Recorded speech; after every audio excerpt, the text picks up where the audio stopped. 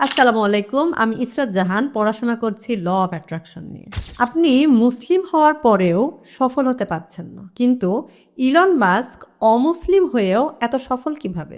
আপনি কি কখনো ভেবেছেন আপনি আল্লাহর আদেশ মেনে চলেন, নামাজ পড়েন, অন্যায় করেন না, তারপরও আপনি সফল হতে পারছেন না? কিন্তু ইলন মাস্ক যে আল্লাহকে মানেই না, সে তার জীবনে এত সফল কিভাবে? এটা কি আল্লাহর রহমত, নাকি এর পিছনে আছে এক বিশাল রহস্য? আসলে এই দুনিয়া চলে আল্লাহর কিছু নির্দিষ্ট নিয়মে, যেগুলোকে আমরা লস অব দ্য ইউনিভার্স বলি। যে এই নিয়মগুলো বুঝে ব্যবহার করে সে ফল পায়। সে মুসলিম হোক বা অমুসলিম, তাতে কিছু যায় আসে না। যেমন আগুনে হাত দিলে হাত পুড়বেই। সে হিন্দু, মুসলিম, বৌদ্ধ, খ্রিস্টান কাউকে আলাদা করে না। আগুনের একটাই নিয়ম, পোড়ানো। ঠিক এভাবেই আল্লাহ এই দুনিয়ার প্রতিটি বিষয়ের জন্য কিছু ইউনিভার্সাল ল স্থাপন করেছেন। আপনি সেগুলো জানেন বা না জানেন, মানেন বা না মানেন, ইউনিভার্সাল ল তার নিজের নিয়মে কাজ করবেই। ল অফ অ্যাট্রাকশন আমাদেরকে শেখায় আপনি কিভাবে ইউনিভার্সাল ল এর সঙ্গে নিজেকে সামঞ্জস্যপূর্ণ রেখে সফলতাকে খুব সহজেই আকর্ষণ করতে পারেন। আল্লাহ বলেন, আমি আমার বান্দার ধারণা অনুযায়ী আছি। অর্থাৎ আপনি আল্লাহর উপরে যেমন ভাবে বিশ্বাস করেন, আল্লাহ আপনার জন্য তেমন ভাবেই ব্যবস্থা করেন। সূরা আর রদে আল্লাহ আরো বলেছেন, আল্লাহ কোনো জাতির পরিবর্তন ততক্ষণ পর্যন্ত করেন না যতক্ষণ সেই জাতি নিজে তার পরিবর্তন না করে। আর এই আয়াতটা ল অফ অ্যাট্রাকশনের সাথে গভীরভাবে মিলে যায়। কারণ পরিবর্তন শুরু হয় আপনার ভিতর থেকে, আপনার চিন্তা, আপনার বিশ্বাস এবং আপনার মানসিক অবস্থার থেকে।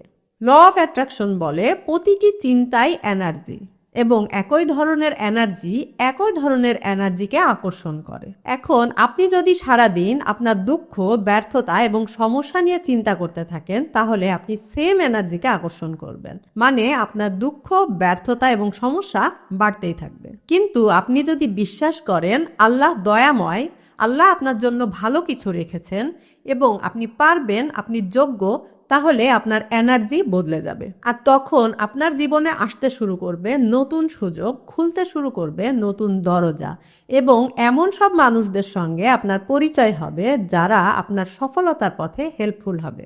যেই মুহূর্তে আপনার চিন্তা, বিশ্বাস আর কাজ অ্যালাইন হয়, সেই মুহূর্তে সফলতা আপনার দিকে আসতে শুরু করে।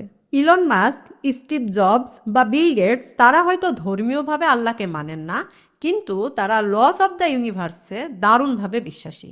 তারা বড় স্বপ্ন দেখে, স্বপ্নে মনোযোগ রাখে এবং প্রতিদিন সেই স্বপ্নের জন্য কাজ করে। ইলন মাস্কের সফলতা আল্লাহর রহমত নয়, এটা আল্লাহর তৈরি নিয়মের সঠিক ব্যবহার। সে তার চিন্তা, বিশ্বাস এবং কাজকে অ্যালাইন রাখে, যার কারণে সে ফল পায়। এখন আমাদের কাজ হচ্ছে লস অব দ্য ইউনিভার্সের নিয়মগুলো বুঝে নিজের বিশ্বাস শক্তিশালী করে কাজের মাধ্যমে বাস্তবায়ন করা। আপনি যদি এই নিয়মগুলো বুঝে ঈমানের আলোয় কাজে লাগান, তাহলে সফলতা শুধু এই দুনিয়াতে নয়, আখেরাতেও হবে ইনশাল্লাহ। যে বিশ্বাস রাখে, কাজ করে এবং নিয়ম মানে, আল্লাহ তাকেই ফল দেন। মনে রাখবেন, সফলতা কখনো হঠাৎ আসে না, এটা আসে চিন্তা, বিশ্বাস এবং কাজের ধারাবাহিক মিলনের মাধ্যমে। আপনি যদি আল্লাহর উপরে বিশ্বাস রাখেন এবং আপনার চিন্তা এবং ভাইব্রেশনকে পজিটিভ রাখেন এবং নিয়মিত কাজ করে যান, তাহলে কোনো শক্তি আপনাকে আটকাতে পারবে না। সফলতা শুধু ভাগ্য নয়, এটা একটা ডিভাইন সিস্টেম, যেখানে আল্লাহর রহমত এবং আপনার বিশ্বাস একসাথে কাজ করে।